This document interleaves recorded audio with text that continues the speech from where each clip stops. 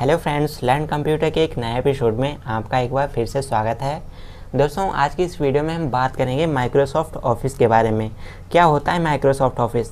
तो अगर आप कंप्यूटर के स्टूडेंट हैं या फिर आप कंप्यूटर का इस्तेमाल करते हैं तो ऐसा हो ही नहीं सकता कि आपने इसका इस्तेमाल ना किया हो या फिर इसके बारे में आपको ना पता हो। फिर भी दोस्तों, आज की इस वीडियो में मैं आपको इसके बारे में डिटेल्स में बताऊंगा, तो प्लीज़ वीडियो को पूरा देखिएगा। इस वीडियो के अंदर आपको माइक्रोसॉफ्ट ऑफिस से जुड़ी सारी की सारी जानकारी मिलेगी। तो चलिए दोस्तों, स्टार्ट करते हैं वीडियो को पूरा देखिएगा। तो चलिए जानते हैं।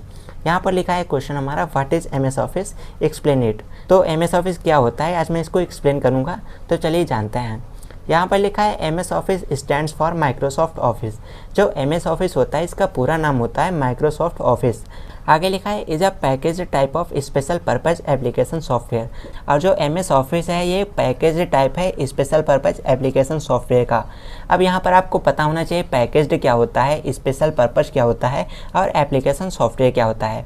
तो दोस्तों, पैकेज्ड उसे कहते हैं जिस सॉफ्टवेयर के अंदर काफ़ी सारे और तरीके के सॉफ्टवेयर पाए जाते हैं।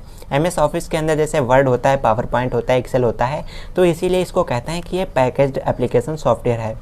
अब बात करते हैं स्पेशल पर्पज़ किसे कहते हैं। तो स्पेशल पर्पज़ सॉफ्टवेयर ऐसे सॉफ्टवेयर्स को कहा जाता है जो सॉफ्टवेयर किसी विशेष कार्य को करने के लिए बनाए जाते हैं, तो उनको हम स्पेशल पर्पज़ सॉफ्टवेयर बोलते हैं। आगे लिखा है एप्लीकेशन सॉफ्टवेयर। तो एप्लीकेशन सॉफ्टवेयर किसे कहते हैं?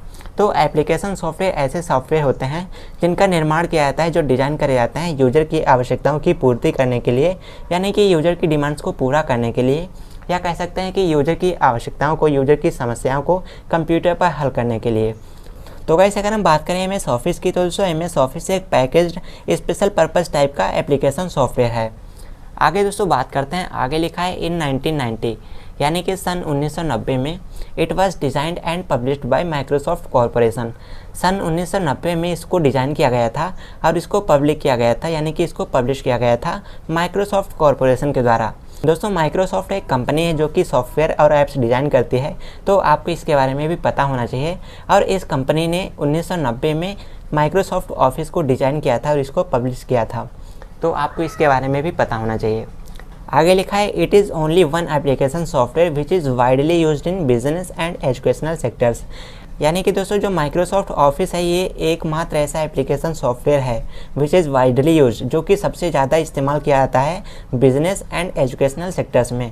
यानी कि बिजनेस और शिक्षा के क्षेत्र में सबसे ज़्यादा यूज किया जाता है इस सॉफ्टवेयर का, एम एस ऑफिस का।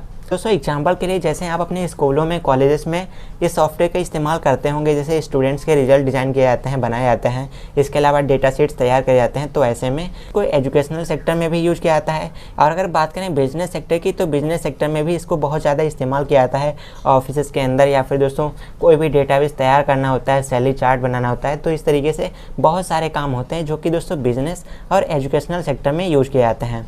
तो गाइस, बिजनेस और एजुकेशन के क्षेत्र में एम एस ऑफिस का बहुत ज़्यादा इस्तेमाल किया जाता है। इसके बाद दोस्तों आगे लिखा है in this application we can create, view and edit. इस एप्लीकेशन सॉफ्टवेयर के अंदर हम क्या कर सकते हैं? हम दोस्तों क्रिएट कर सकते हैं, इसके अलावा देख सकते हैं और एडिट कर सकते हैं। क्या देख सकते हैं, क्या व्यू कर सकते हैं और क्या एडिट कर सकते हैं? Our documents, presentations, spreadsheets and data entry on any database. तो इस एप्लीकेशन के अंदर हम क्रिएट कर सकते हैं, देख सकते हैं और एडिट कर सकते हैं किसको? अपने डॉक्यूमेंट्स को, यानी कि अपना डॉक्यूमेंट क्रिएट कर सकते हैं, डॉक्यूमेंट देख सकते हैं, डॉक्यूमेंट एडिट कर सकते हैं। अपनी जो प्रेजेंटेशंस होती हैं, तो प्रेजेंटेशन क्रिएट कर सकते हैं, प्रेजेंटेशन देख सकते हैं, प्रेजेंटेशन को एडिट कर सकते हैं। जो स्प्रेडशीट्स होते हैं, तो स्प्रेडशीट क्रिएट कर सकते हैं, उसको देख सकते हैं, उसको हम एडिट कर सकते हैं। और इसके अलावा जो डेटाबेस बनाए जाते हैं, तो उन डेटाबेस के अंदर हम डेटा एंट्री भी कर सकते हैं इस सॉफ्टवेयर का इस्तेमाल करके। तो आई होप आपको समझ में आ गया होगा। नीचे कुछ इंपॉर्टेंट पॉइंट लिखे हुए हैं, चलिए इनके बारे में जानते हैं। तो यहाँ पर लिखा है founder of M S office, यानी कि एम एस ऑफिस का फाउंडर कौन है? तो आपको पता होना चाहिए Bill Gates M S office के फाउंडर हैं। और दोस्तों बिल गेट्स को तो आप जानते ही होंगे कितने रिचेस्ट पर्सन है वर्ल्ड के। इसके बाद दोस्तों बात करते हैं CEO of M S office, यानी कि माइक्रोसॉफ्ट ऑफिस सॉफ्टवेयर का सीईओ कौन है, चीफ एग्जीक्यूटिव ऑफिसर कौन है? तो आपको पता होना चाहिए सत्या नदेला इसके सीईओ हैं, यानी कि चीफ एग्जीक्यूटिव ऑफिसर हैं। इसके बाद बात करते हैं इसके लेटेस्ट वर्जन के बारे में, latest version of Microsoft office. तो गाइस, माइक्रोसॉफ्ट ऑफिस का जो लेटेस्ट वर्जन है वो है एम एस ऑफिस 2019, यानी कि माइक्रोसॉफ्ट ऑफिस 2019, ये इसका लेटेस्ट वर्जन है आज की डेट में। इसके बाद दोस्तों बात करते हैं कि जैसा मैंने आपको ऊपर बताया था कि MS ऑफिस एक पैकेज्ड एप्लीकेशन सॉफ्टवेयर है। तो यहाँ पर लिखा है in this package we can use multiple applications like. तो दोस्तों इस पैकेज के अंदर, इस एप्लीकेशन सॉफ्टवेयर जो हमारा पैकेज होता है, इसके अंदर हम यूज कर सकते हैं मल्टीपल एप्लीकेशंस को। जैसे MS वर्ड यूज करते हैं, MS एक्सेल यूज करते हैं, MS पावर पॉइंट यूज करते हैं, MS एक्सेस यूज करते हैं। इसके अलावा MS वन नोट होता है, MS आउटलुक होता है, माइक्रोसॉफ्ट शेयर पॉइंट होता है, माइक्रोसॉफ्ट पब्लिशर होता है। तो इस तरीके से दोस्तों ये एक पूरा का पूरा सॉफ्टवेयर का पैकेज बन जाता है। इसीलिए MS ऑफिस को हम packaged special purpose application software बोलते हैं। आई होप आपको समझ में आ रहा होगा। इसके बाद में दोस्तों बात करते हैं जो MS ऑफिस सॉफ्टवेयर है, इसके मेन ब्रांचेस के बारे में, या कहें तो इसके मेन सॉफ्टवेयर्स के बारे में। तो मेन सॉफ्टवेयर के अंतर्गत दोस्तों MS वर्ड आता है, MS एक्सेल आता है, MS पावर पॉइंट आता है और इसके साथ में MS एक्सेस आता है। तो ये जो 4 सॉफ्टवेयर हैं ये मेन सॉफ्टवेयर हैं। इसके अलावा one note, share point, publisher, ये दोस्तों जो हमारे सॉफ्टवेयर हैं वो हमारे बाद में जोड़े गए हैं। जो पहले माइक्रोसॉफ्ट ऑफिस का वर्जन था वहाँ पर यही 4 सॉफ्टवेयर आते थे। और दोस्तों जो मैंने पीछे आपको 8 सॉफ्टवेयर के टाइप बताए वो दोस्तों लेटेस्ट सॉफ्टवेयर हैं, वो बाद में उसमें जोड़े गए। तो चलिए दोस्तों इन सभी के बारे में जान लेते हैं कि ये कैसे कार्य करते हैं या फिर इनके अंदर हम क्या क्या कार्य कर सकते हैं। तो अगर हम बात करते हैं MS वर्ड की, तो MS वर्ड के अंदर आप क्या कर सकते हैं, आप डॉक्यूमेंट क्रिएट कर सकते हैं, आप रिज्यूमे क्रिएट कर सकते हैं। इसके अलावा उसके अंदर आप लेटर क्रिएट कर सकते हैं, एप्लीकेशंस क्रिएट कर सकते हैं, या फिर आप उसके अंदर सर्टिफिकेट क्रिएट कर सकते हैं। तो आप इतनी चीज़ें क्रिएट कर सकते हैं, उनको व्यू कर सकते हैं और उसको एडिट कर सकते हैं। इसके बाद बात करते हैं MS एक्सेल के बारे में।